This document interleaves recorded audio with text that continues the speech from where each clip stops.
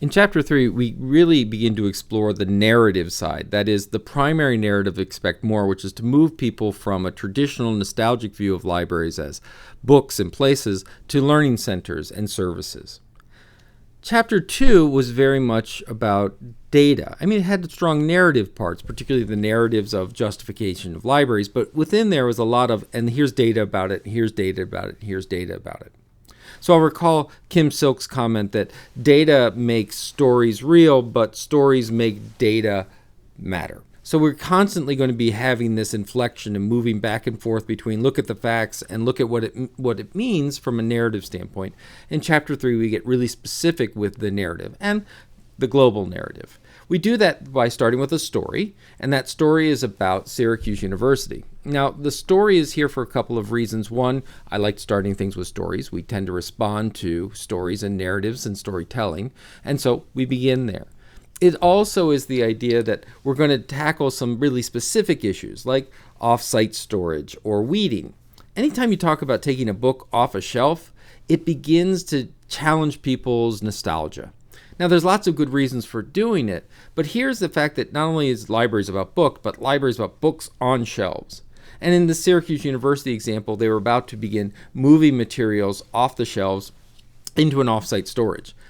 Never call it off-site storage. If you're going to have to talk with a community about really emotional issues, that is materials and materials availability, be careful of the language you choose. Off-site storage means it's going away. Weeding means it's going away.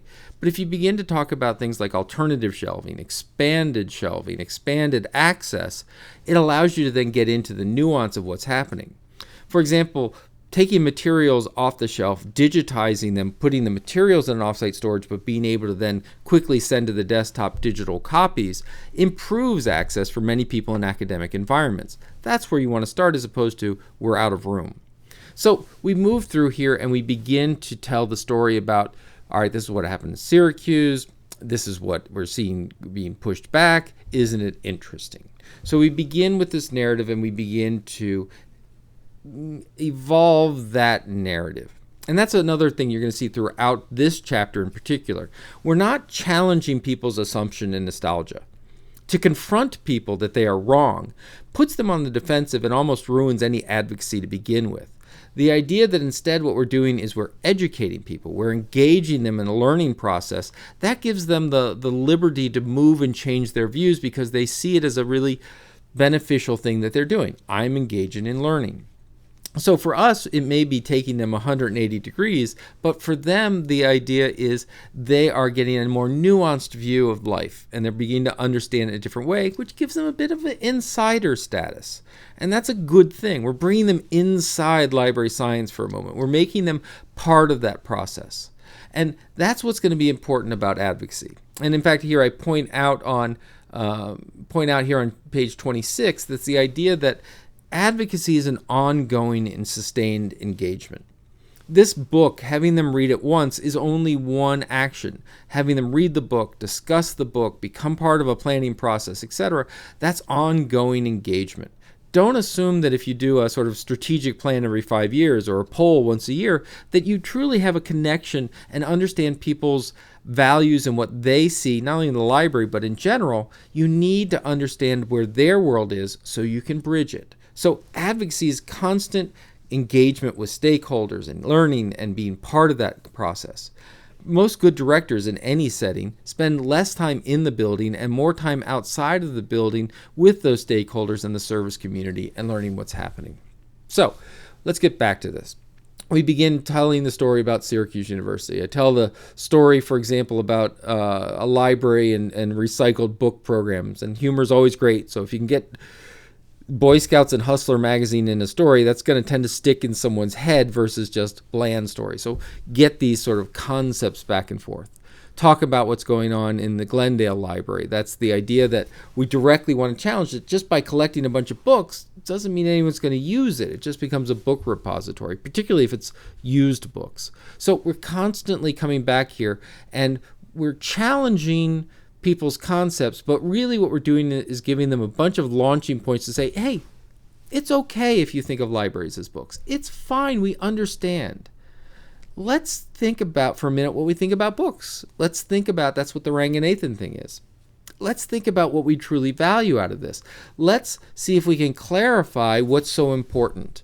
And by presenting as an opening versus a challenge, we can begin to evolve people's concepts and where they are and present a new narrative. So we get into the idea of, now we're in documentary mode. This wasn't always the way. This is actually a relatively new concept. That's what we're doing here. We're presenting some data to make the narrative matter, to make it real. But we're showing that really it's okay not to think of it as books because they weren't always thought of as books. When we begin talking about the Library of Alexandria, for example, what we're doing is we're giving them a great story, a great epic narrative that they can be a part of, that understands that libraries are valuable and important and amazing, even if they're not about books. And that's the other thing. Expect More is built on a pretty definite finding of library users and people who already support libraries, and that is that they're lifelong learners. People who support public libraries, school libraries, academic libraries, all sorts value learning. And so what we're doing is we're giving them a bit of a textbook feel. We're putting them in a traditional frame of learning that they probably feel very comfortable in. And they're, once again, coming around this idea of, hey, I'm learning. Hey, I'm getting a more refined view. Hey, if I talk to someone else and they say I'm about books, I have these kinds of responses. We're arming them at the same time we're giving them permission to move out of a nostalgic view into a new, larger concept of libraries. So from there, we walk through Ranganathan, we're moving it ahead, we keep with this tweetable idea, bad libraries only build collections, good libraries build services, great libraries build communities, giving them short, pithy things to quickly articulate the new learning, right? So not only are we starting from where they are, moving them, but now what we're doing is we're trying to give them little tent posts that can put down and say, oh, that's a good one, I can remember that, oh, I can recite that, oh, etc. I spend a little bit of time here on love of reading. And the reason I do that is it's a direct result of conversations with librarians and the public about libraries. Presenting this larger view, one of the quick early pushbacks you get is, this is a very utilitarian view of libraries. That is, libraries are there for a purpose and only a purpose. What about the larger concepts of narratives? What about the larger concepts of pleasure reading? What about people who just want to come in for a quiet space? Does that mean there's no room for them anymore?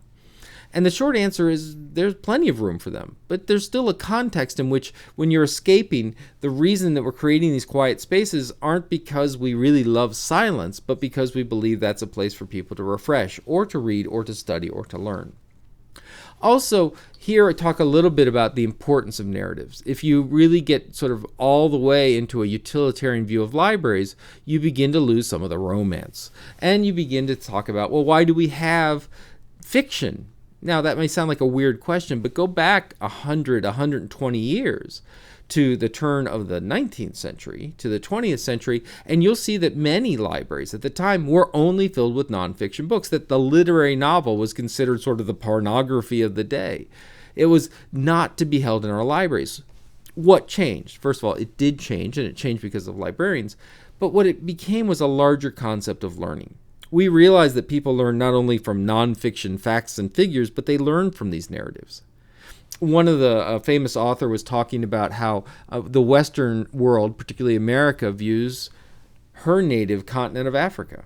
And that is that if you just look at the news stories are driven by problems, right? They're driven by political upheaval, disease, famine, etc. And that's what's coming out of Africa. If you don't have in essence, fiction, novels, movies, expanded narratives, all you'll ever hear about is what's wrong with a place. But those narratives about coming-of-age stories for teenage boys, of life of a lawyer, of what it's like to be a wife or a husband, or what it's like to just get through the day-to-day, without those narratives showing that there's a lot of people there and that they're not so different from yourself, we'll never get a true understanding of these other places. Within the Western culture, we read them and hear about them all the time. Our stories, our myths, our legends all come from this more nuanced view. Without access to that for places in Asia and places in Africa and places other than the Western European world, we'll never truly understand the world that we live in. So this is a big section to say, yes, fiction matters. Yes, That all matters. But it matters once again because it has consequences for how we learn and understand the world, our worldview.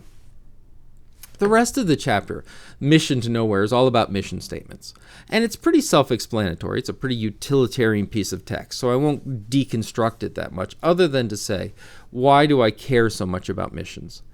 And the short answer there is, as you're developing a concept, as we're developing this narrative, as we're translating the narrative of learning space into actions, our ability to quickly articulate it, to put it succinctly, is a direct connection to how well we understand it. When I went through my doctoral program, we had a verb called dissertate. And what it meant was if you were talking to a doctoral student and you said, so what's your dissertation topic on? If they're still talking 2 hours later, they're not ready to defend. What they're doing is they're working it out in their head and you just happen to be in the room. On the other hand, if you talk to a doctoral student and say, what's your dissertation about? And 1 or 2 sentences later, they're done, they're ready. It's not that the 1 or 2 sentences encapsulated all the nuance or encapsulated all the methodology or all the complexity around the project. It's just in their mind, it's become so well understood that they can just say, well, this is the impact I want to have. Same thing can be said for libraries, mission statements. When you look at some of these mission statements, particularly on page 34, it just keeps going and going and going and going. The idea is, well, we do a little bit of this and we do a little bit of that, and then we give reading and then we do this and we do that. What they're trying to say is we're not quite sure exactly what holds this all together, so we're going to list it all. We really want to be able to quickly articulate and say, this is what we're doing. This is where we're going. So that's chapter 3 in a nutshell. It's the beginning. It's not the beginning. It picks up on the thread narratives through the first 2 chapters. It picks on some of the justifications, and it takes on the overwhelming nostalgic view of libraries as books. And it begins with larger narratives from Alexandria and from Syracuse and these big, large narratives, and it ends in really specific ways to articulate this new understanding. So we're looking for an evolution from where people are to where they go, and then the ability to articulate where they've come to. Those are all important. So from advocacy standpoint, the narratives are there. Advocacy standpoint, the quick, easy communication is there, and we can have people now move on with a stronger sense of, okay, I'm willing to buy where libraries are now, and you tell me to expect more. Let's get into some specifics, and we will with the later chapters.